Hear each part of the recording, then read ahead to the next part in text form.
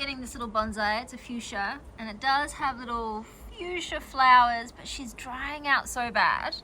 Whenever I water it, all the water just runs all the way out. So I think I need to put her in a pot that does not have a hole, but I'm gonna call her Fran. Hey, it's Chanel. Welcome to a new reading vlog. I will take these off in a moment because I know that they're reflecting the light from the window, but I do need to see myself to start with so I don't get too disoriented. I have read a bunch of books. I've done another mood reading vlog, so let me tell you about what I have read. So I'm going to start with Solaris by Stanislaw Lem. This is a sci-fi book. It's a bit more of a classic sci-fi. And basically you have three scientists who are on an alien planet where there is just one life form, and it is the ocean on this planet called Solaris. Oh my god, my allergies are rife today. What this ocean is doing isn't known. So the communication between the humans and this alien life form are not going well. They're not really understanding each other. I don't really know if the ocean alien life form on this planet has nefarious intentions towards the humans, or if it is just generally trying to communicate, but basically it is conjuring up physical manifestations of people from their memories. So we start off with the main guy coming into contact with one of the other scientists, and that scientist is acting incredibly strange. He's quite jittery, he's quite evasive, and he's just talking in circles. This is one thing that did frustrate me about the book. The dialogue between the three men on this planet was so obtuse. None of them were direct with each other. They just talked around each other, subverting each other's questions, and that was just incredibly frustrating. I thought, as men of science, wouldn't you just straight out say, hey, this is what's been happening to me, what about you? So you can study the data and formulate a plan or a hypothesis or something. But no, they're all being very cagey. And I know that this is translated, but look, the language was quite dry. It did feel like I was at an advanced science lecture. So it's heavy on like the physics and the mathematics, and they were just run on pages and sentences just talking about the structure of the planet or the theory behind something, and I felt myself falling asleep like I used to do in lectures.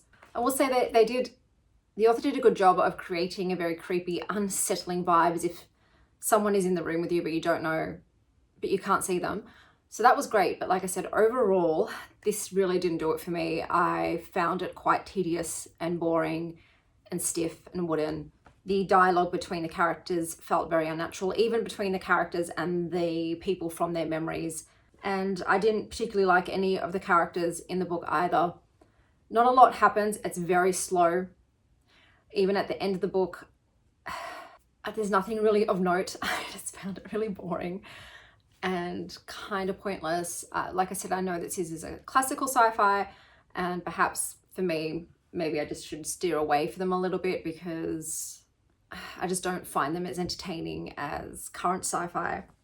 One quote from this book was, "She was still playing with my hand, but her face was no longer taking part in any game." Yeah, it was a 2.5 for me. I can't say I enjoyed it, but I can see some people would enjoy it. If you start reading it and the writing's not doing anything for you and you're finding yourself bored, it doesn't get better as the plot progresses or the story progresses. There's no real amazing twist or epiphany or anything like that I found personally.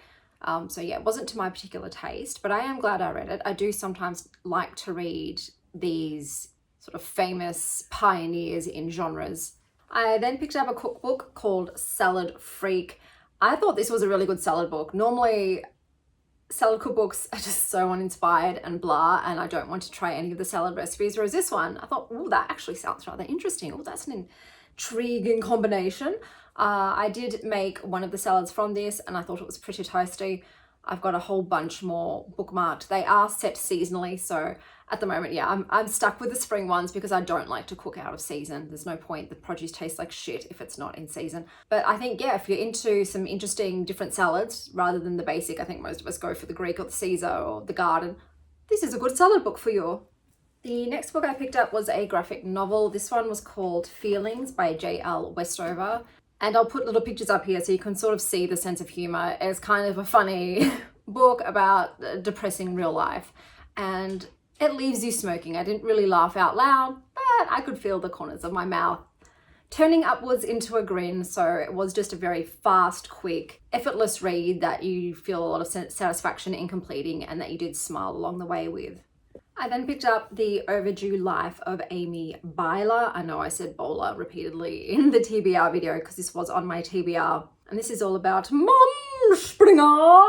Basically, you've got a single mum with her 2 kids. Her husband had a midlife crisis one day and decided, I don't want to be a husband or father no more, and went overseas, I think to Hong Kong, found himself a young girlfriend and totally shirked all of his parental and spousal responsibilities. And she was just thrown into the deep end, having to find a career as a librarian, handle her mortgage, pay all the fees, and just pretty much do everything on her own. And then one day, a couple of years later, her husband returns all sheepish and is like, hey, you know, I'd like to take the kids for the summer. Why don't you go and have a holiday? And the kid's like, yeah, mum, go and do it. You know, you deserve a break. And he gives her his credit card. And this is the bit that I don't buy. And he said, hey, it's on me. And she's so reticent to use it. And I'm like, woman, this man has not paid child support. He is mega rich. He's like some fancy lawyer. And you're telling me that you don't want to, you know, I don't want to put a hotel on the card, bitch, please. Like, melt that plastic. Are you kidding me? It's the least he can do to have this holiday fully comped on him and go nuts, have caviar for breakfast, you know what I mean? But basically she goes on what ends up being termed a Momspringer. So she goes to stay with a friend in New York City. New York City. And this friend works for a magazine and she decides to make a whole thing about her going on a Momspringer, having this vacation from being a mum, having a glow up, so she gets makeovers and the like and designer handbags and shit. Didn't particularly love that part, but I understand why it was put into the story so it could put her in various positions and meet various people. Half of this was incredibly relatable.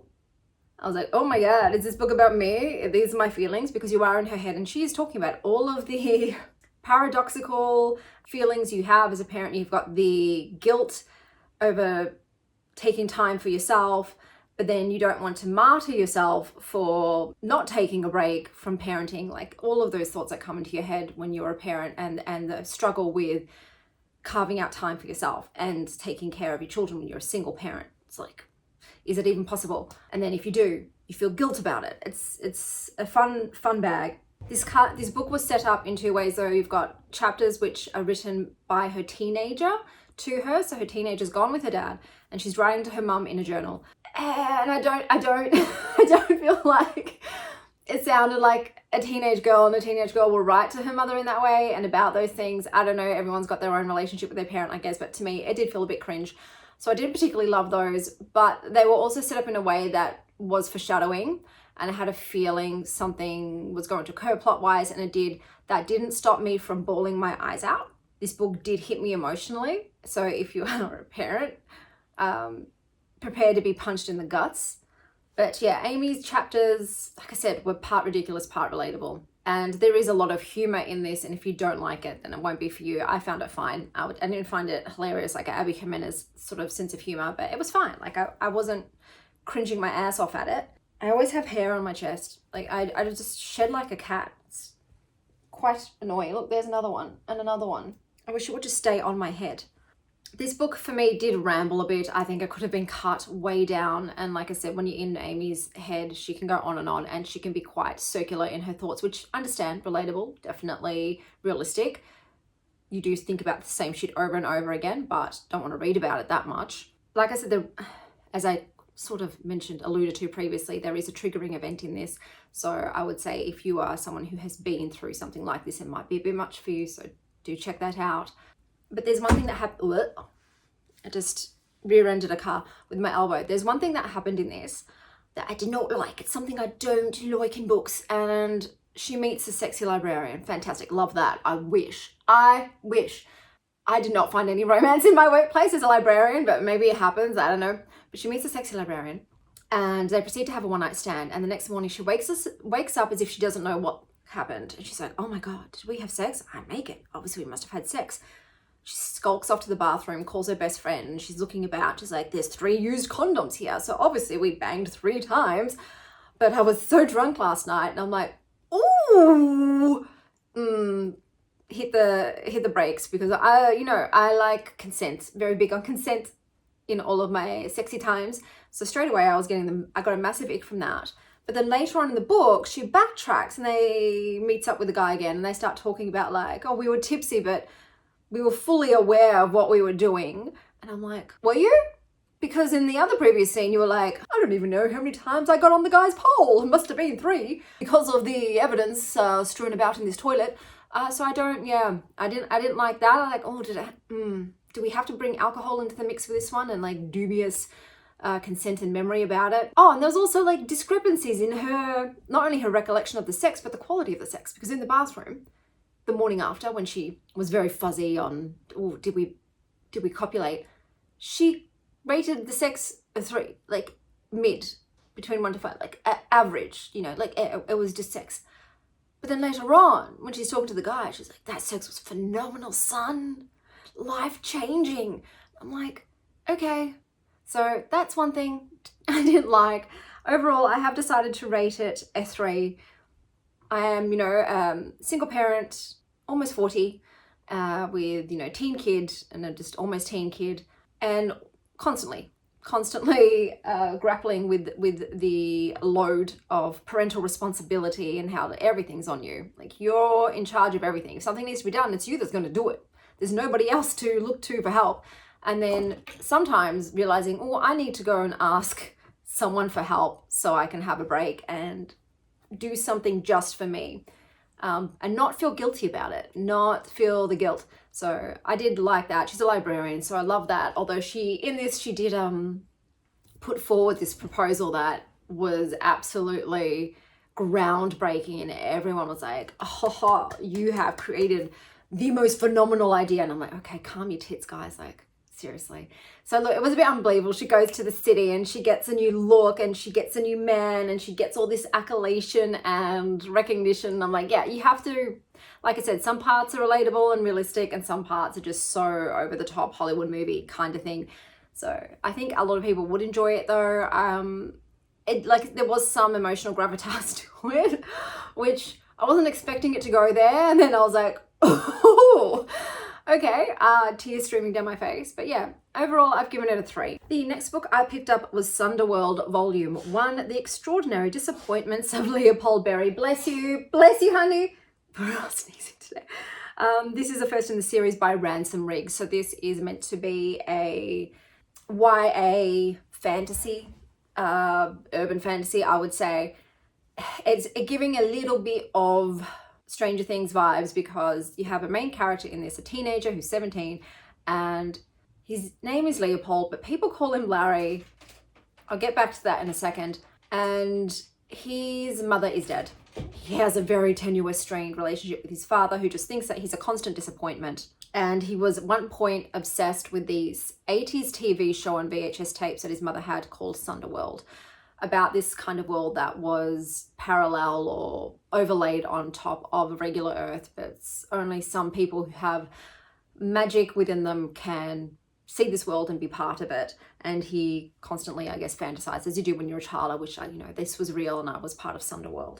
The book was majorly giving the movie Onward, like hugely, and Diagon Alley vibes mixed with Percy Jackson and a bit of a scavenger hunt. So this painfully average, because that's what everyone tells him, 17-year-old, suffers with hallucinations of this 80s sitcom. So everyone thinks he's just mentally unwell, or he's just not grieving with, he's just not coping with the grief of his mother's death well. And these things that he is seeing are just figments of his imagination.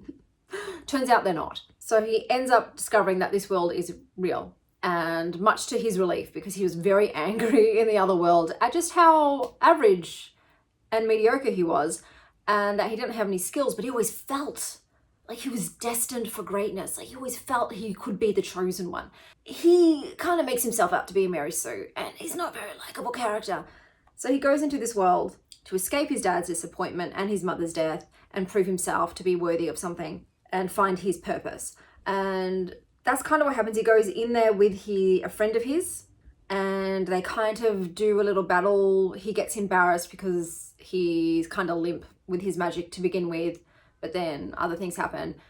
This is one thing I have to mention, because his name is Leopold and he's constantly telling you how much he hates being called Larry by everyone around him. But then when he meets new people and they say, "What's your name?" he says, "I'm Larry." And I'm like, bitch, what?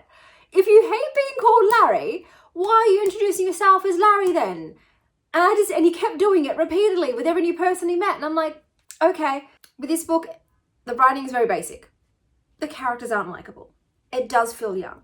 The narrative like zigzagged. It zigzagged and then it zagged some more. And it was utterly chaotic. And it just felt like it was ramping up and then it ended very abruptly with a lot of questions that are completely unanswered. So it was very unsatisfying, the arc to get there and then the finish. So I have no desire to continue on. I will give it a 3.5 though, because I did read it from start to finish. It had potential there. It just didn't execute it in a manner that I found appealing, or it didn't have the right characters or the right scaffolding to bring it to greatness. So I won't continue on. I think some teens may really enjoy it, like I said, especially if they're like Percy Jackson and the idea of Diagon Alley and scavenger hunts and the movie Onward. A quote from this is, "The whole arc of his life had led him to this moment." So that was Thunderworld, 3.5 stars. Then I picked up this Bookie Wookie. This is The Art of Fashion by Mikhail Goldschmidt. I will show you some illustrations. So this book, am I doing it right? This book looks at how fashion has featured within art and the ways art has become fashion. My favorite, what's my favorite one in here? Page 54. So this one was my favorite. And this particular piece looked at the challenges of the feminist movement of the 60s and the 70s, especially how magazines written by and for women just further perpetrated and contributed to society's sexist pressures and the male gaze. So I enjoyed it. I'm surprised there's no mention of the Met Gala in here in a book that focuses on art and fashion. I thought for sure the Met Gala would be mentioned, but it wasn't. But I still enjoyed it. I'm finding I really do like looking through art books and reading about the pieces.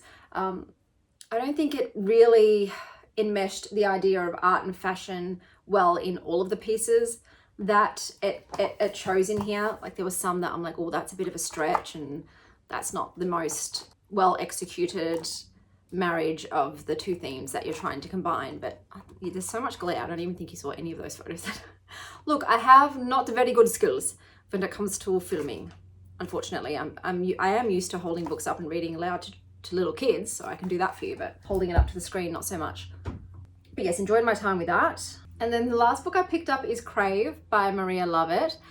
This is a book about university students, so they are all adults, but I must admit, they did fall on the younger spectrum, and that did make me a little bit uncomfy, because this is basically about these students using an app called Crave to act on their very hedonistic and sometimes violent desires to absolutely disastrous effect.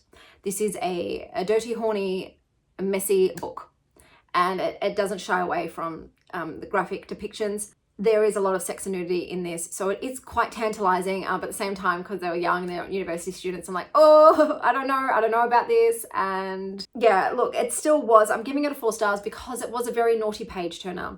The illustrations were great, and it was written in a way that was very effortless to read, and you just consumed it really quickly. So before I knew it, I'd already read through it. I have zero desire to continue with the series, but as a standalone, I am giving it a 4 stars.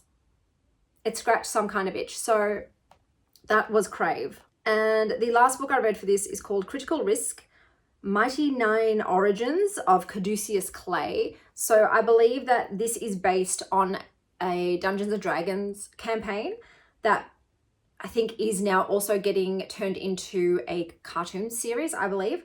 And this particular book or installment was an origin story of one of the characters in this campaign. So Caduceus Clay. This guy, he's a good egg. He's a good egg. The illustrations in this were stunning. So whoever is the illustrator for this, fantastic job. Beautiful. The vibes are immaculate. I think if you love, what's the biggest one? Cozy fantasy book that everybody loves. Lattes, something, Legends and Lattes.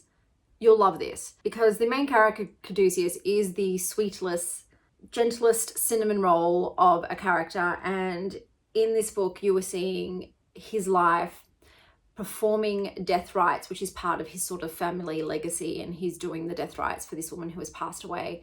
And it's touching and it's wholesome. And then you see him returning from his expedition and he lives a very solitary life, and then one day he gets a knock on the door and you can see there's some members of this group that is about to be formed there, ready to recruit him. So I did go and check out the other origin stories. They're not all illustrated by the same person, and some of the illustration styles I just don't like.